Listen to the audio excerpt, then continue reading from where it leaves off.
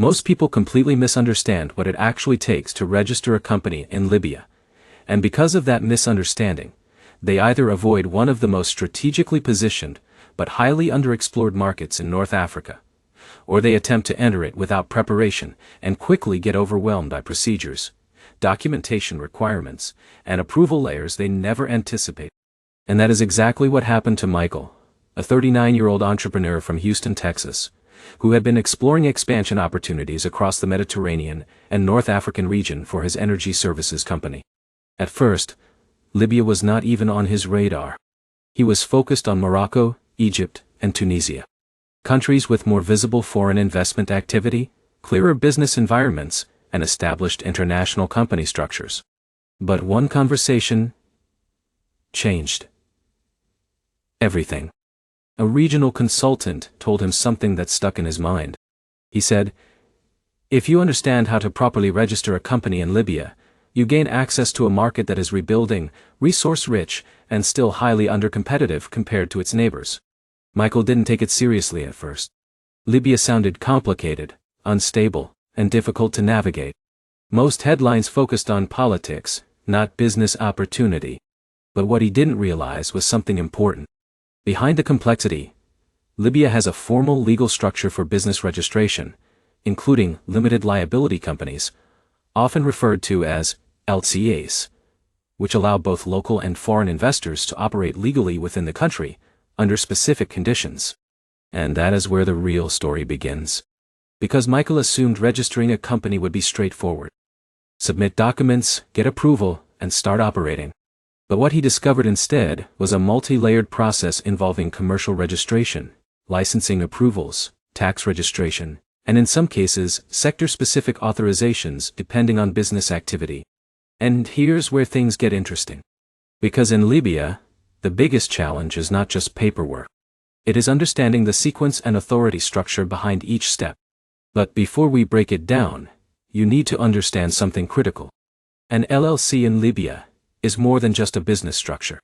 It is a legal entity that allows you to operate within a regulated framework under Libyan commercial law. It gives you the ability to sign contracts, open bank accounts, hire employees, and engage in trade or services legally. However, foreign participation in Libyan companies can involve additional requirements, including local partnerships or approvals depending on the sector. And this is where most confusion begins. Now let's go back to Michael's journey. He arrives in Tripoli with a mix of curiosity and caution. This is his first time in Libya, and he immediately meets a local business advisor named Sarah, a Libyan-American consultant who has spent years helping foreign investors navigate the system. And the first thing she tells him completely reframes his expectations. She says, "In Libya, company registration is not a single action. It is a chain of approvals, and the order of that chain determines your success." Michael nods, but he doesn't fully understand what that means yet. Because the first step is not application submission. It is preparation and classification. And this is where most people make their first mistake. They try to register a company before fully defining their business activity in a way that aligns with Libyan commercial categories. But in Libya, your business activity determines your licensing path, your approval requirements, and in some cases, whether foreign ownership is allowed or restricted. So Zara asks Michael a simple question. "What exactly does your company do?" He replies, "Energy services and infrastructure support." And she immediately pauses. Because that is too broad. And this is where many applications begin to slow down or get redirected. So she helps him narrow it into something more precise. Oil field technical support and equipment maintenance services. That refinement becomes the foundation for everything that follows. But here's where things get even more important. Because once your activity is defined, the next step is determining the legal structure and registration pathway. In Libya, companies typically register through commercial registries overseen by government authorities responsible for economy and trade. The process may also involve approvals depending on whether your business falls into regulated sectors such as energy, construction, or telecommunications. And this is where another entrepreneur, Daniel from Chicago, ran into serious delays. Daniel tried to register a logistics company remotely without realizing that certain commercial activities require pre-approval before formal registration can proceed. He assumed everything would be handled in one unified process. But his application was placed under review. Why? Because in Libya, different government departments may need to verify business activity before issuing final approval. And if your classification is unclear, your file does not move forward. But here is where things begin to shift. The next step is name reservation and commercial identity approval. Michael submits 3 proposed company names. 2 are rejected because they conflict with existing registered entities or do not meet formatting standards. The third is accepted after minor adjustments to comply with naming regulations.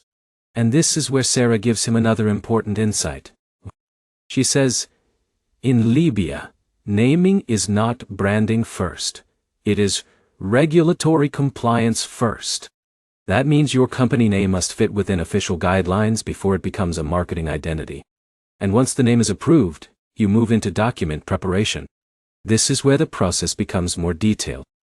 Because now you must prepare the company articles, shareholder structure, capital declaration, registered address, and proof of identity for all stakeholders.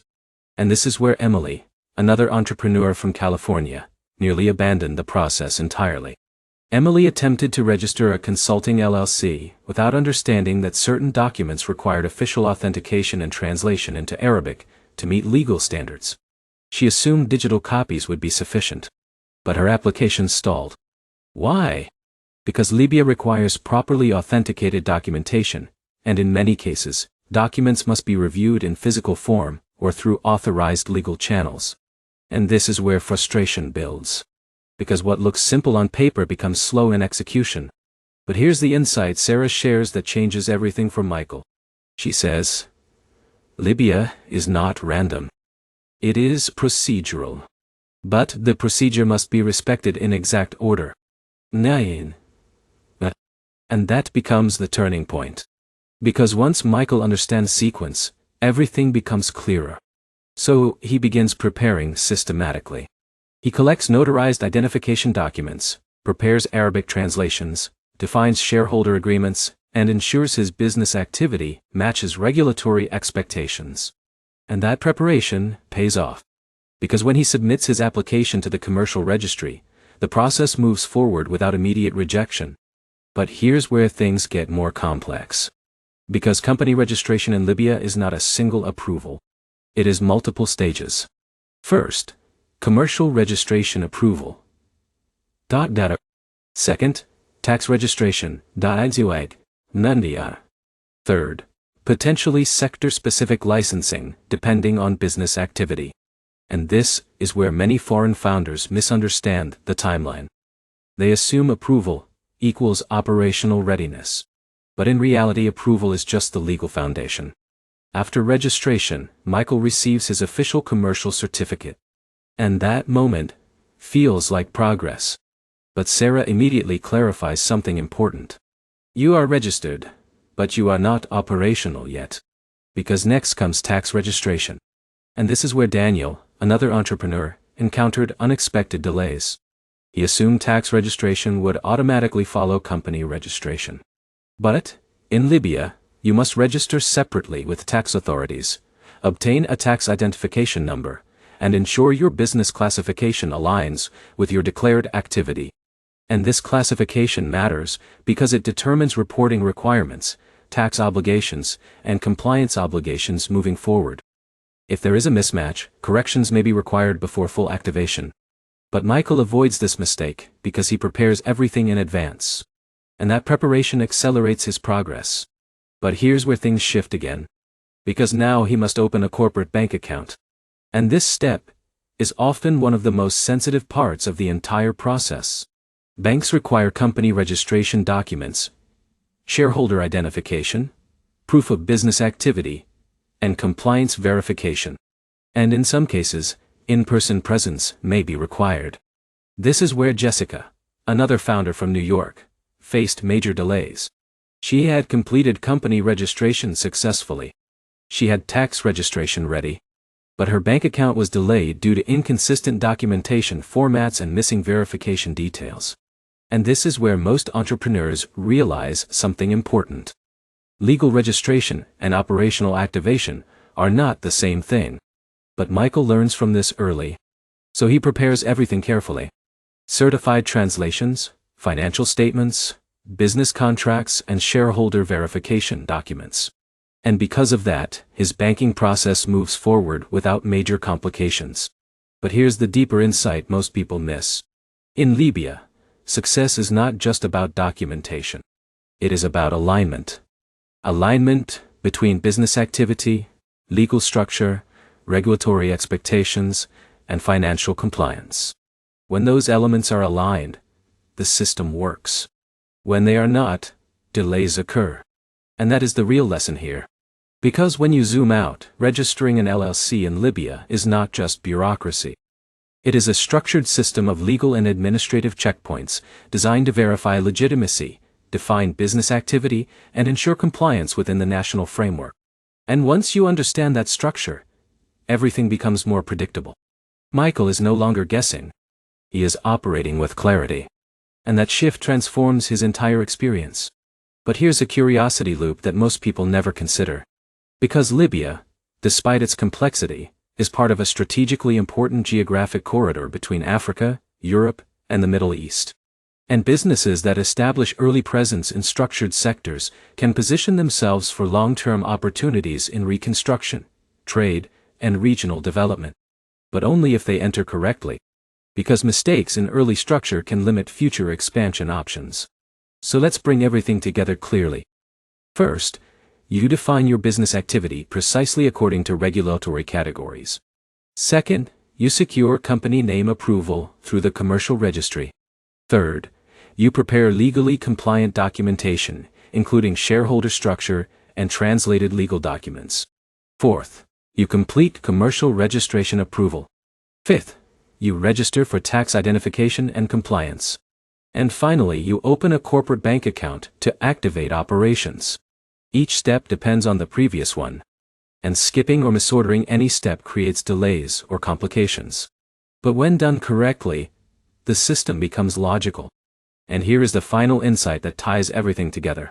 Most people think registering a company in Libya is about overcoming bureaucracy. But in reality, it is about understanding structure and sequence. Once you understand the sequence, you gain control. And once you gain control, even complex systems become manageable. Michael, Daniel, Emily, and Jessica all started with uncertainty. But the ones who succeeded were not the ones who rushed. They were the ones who prepared and followed the system step by step. And that is the real takeaway. Libya is not an impossible place to register a company. It is a structured place with a defined process. And structured processes reward preparation, clarity, and patience. So if you are considering registering an LLC in Libya, the real question is not whether it can be done. It is whether you are ready to follow each step in the correct order without skipping the details that matter. Because once you do, you will realize something powerful. Global opportunity is not chaos. It is structure. And when you understand structure, you can navigate opportunities most people will never even attempt. And if you found this guide helpful and want more deep breakdowns of international company formation and global business strategies, make sure to subscribe to the channel. Because the next guide might completely change how you see global opportunity.